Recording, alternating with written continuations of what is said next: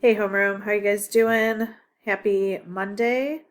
So I took a look at your this or that survey from Thursday, and I had you picking between the Yankees and the Mets, and I'm going to be honest with you, I'm shocked by this answer here.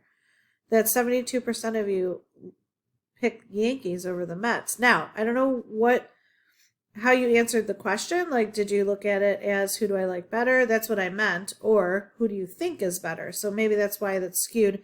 I would never pick the Yankees because anybody that could possibly, you know, hinder the Indians, I don't go for it. So, but anyways, very interesting.